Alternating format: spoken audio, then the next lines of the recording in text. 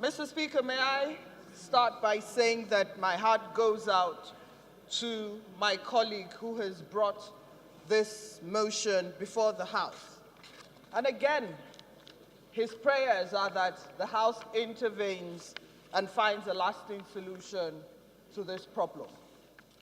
Mr. Speaker, the picture that my colleague paints is a very gory picture, where his community, his constituency has been attacked by bandits again, and the people are not even giving them the opportunity to bury their dead. So it's almost as if they're killing them all over again.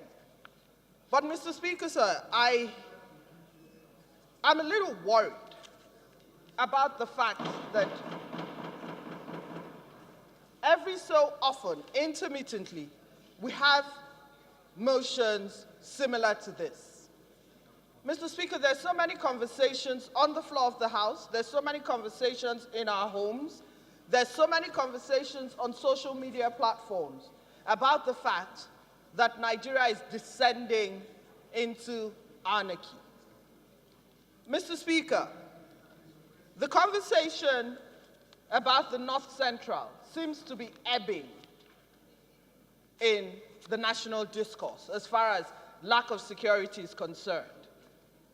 And the Northwest has taken over.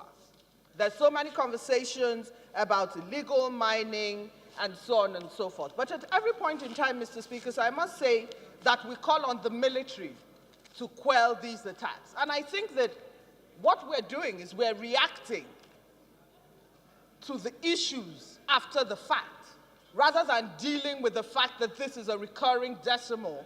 The Northwest is going up in flames. The Northeast it's a continuing conversation, and the North Central, of course, has its own intermittent attacks. And so for me, as far as I'm concerned, Mr. Speaker, sir, yes, we can deploy the soldiers, but again, the conversations about just how ready are soldiers to tackle these issues continue to come up. What are the constitutional duties of the Nigerian army? Those conversations continue to come up.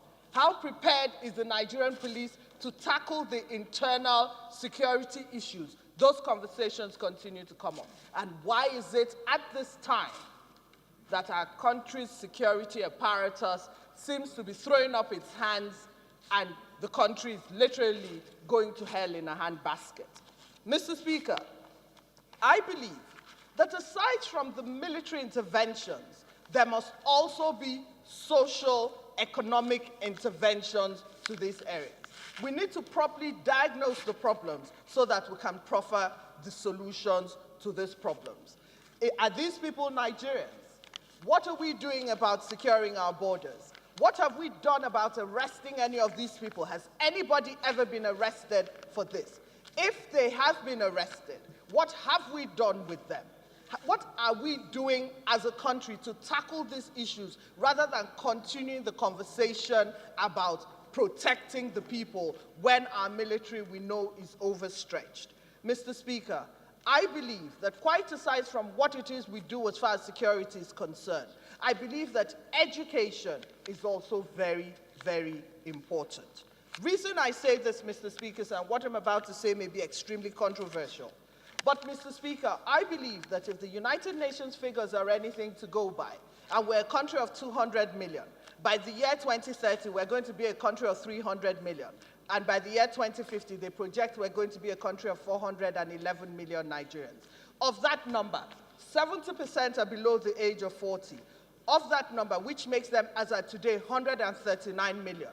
Of that number in the North, Mr. Speaker, sir, we have 70% of that number uneducated, unmanned, unschooled, and therefore unemployable. Mr. Speaker, if we do not do something about human resource development, then parts of our country will continue to be fertile ground for people who want quick money and people who go there to recruit people for quick wins. Mr. Speaker, we cannot continue to have these conversations. Kidnapping has become exceedingly lucrative. Today, I was listening, and they were charging 60 million for the UBEC chairman. I don't know if they paid 60 million or 13 million. It is more lucrative than any job in Nigeria. What are we doing about those things? I believe that we must start to have proper conversations, not continue to talk about the effects of the problem. But unless we have proper conversations about population control, education, human resource development, and arrest in a way that disincentivizes Nigerians from continuing to do these things. Unfortunately, this House is always going to have these conversations and continue to seek intervention. Again, my heart goes out, but we must stand up the military, we must stand up the police, we must have true, open conversations about the reasons for these things and not continue to talk about the consequences of the conversations that we refuse to have.